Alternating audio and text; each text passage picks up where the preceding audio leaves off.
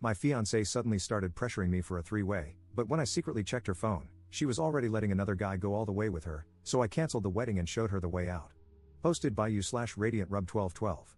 I, 24M, recently proposed to my now ex-fiancée, 23F, after 2 years of dating. We met through mutual friends at work.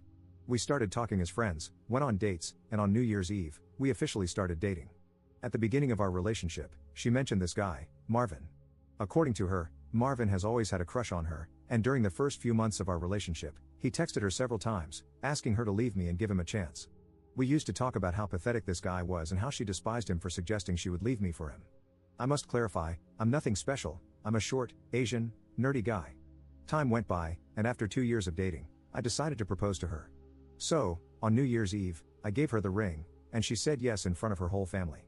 I had some money saved, she doesn't work, so I started looking for venues, catering, invitations, decor, and everything. I spent a large amount of money, as her parents were not in a position to help with the expenses, and I had enough savings to handle this comfortably. One day, while we were running errands, we started talking about having a three-way. We're in our 20s, so there are a lot of things we want to try. We discussed for a while how we could find someone, and she quickly said, I have someone in mind. I asked who, and she replied, Marvin. I know that was the first red flag, but I let it pass. I asked why him, and she just answered that she was physically attracted to him. I asked why she would say she hated him at first and then choose him as her first option for a three-way, and she replied it was only a one-time thing. So I told her it was okay, but we needed to talk later to set rules, limits, and I would like to talk to him personally before giving the green light.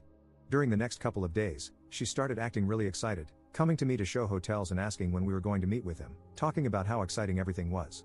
I told her we needed to discuss things first, as it's not as easy as it sounds, and we needed to set some limits. After that, she calmed down for a day or two but then started bringing up the subject again. It reached a point where she insisted so much and brought up the topic so many times that I ended up telling her that she either needed to calm down, or the three-way wasn't going to happen. She apologized and mentioned I was right, but something still didn't feel right. That afternoon, while we were taking a nap and she was sleeping, I went through her phone and found out she had been cheating on me with him for a couple of months. They had been meeting while I was at work, and she even sent him one of those kink tests you can find online to see if his kinks matched hers. To say I was furious is an understatement.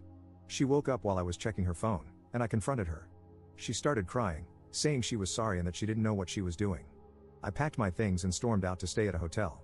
That night, I got a call from her parents, accusing me of ruining the engagement and acting like a baby, saying I was the one who brought up the topic of the three-way and that their daughter wasn't at fault.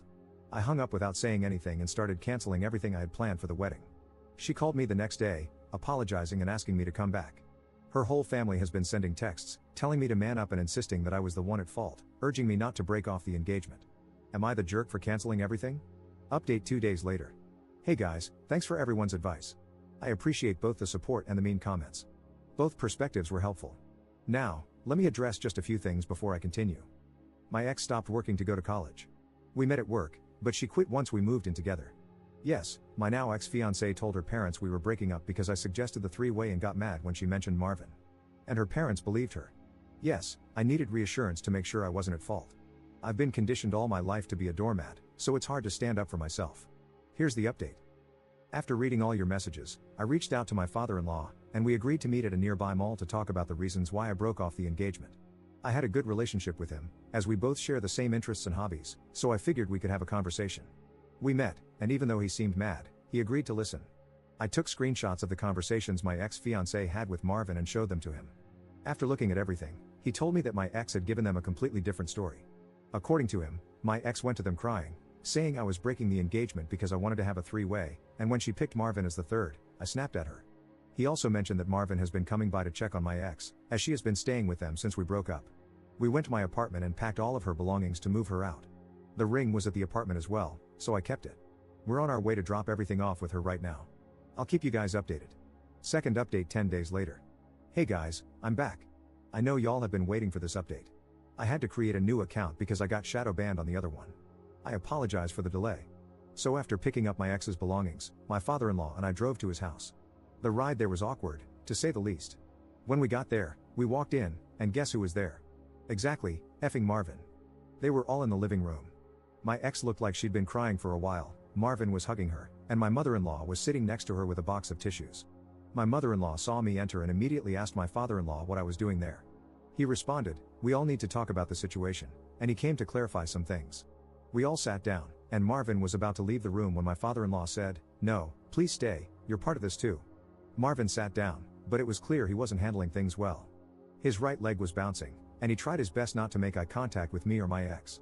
My father-in-law then started by saying that I had agreed to continue with the engagement, which made my mother-in-law and my ex smile. However, my father-in-law said I had one condition: Marvin must show him his WhatsApp conversation with my ex. At that moment, I was shocked.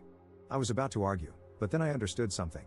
Most likely, my ex had deleted the conversation with Marvin, but there was a chance Marvin hadn't. Marvin tried to protest, but my father-in-law insisted and asked him to do this for his daughter. My ex and Marvin glanced at each other, while my mother-in-law sat silently, looking at my father-in-law. Finally, Marvin stood up and left without saying anything else.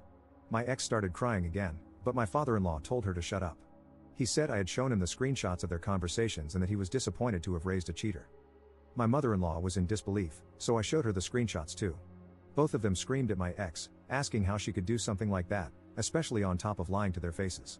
In the end, my father-in-law went outside to unload her belongings in the driveway and told her to find somewhere else to stay, as she was no longer welcome there.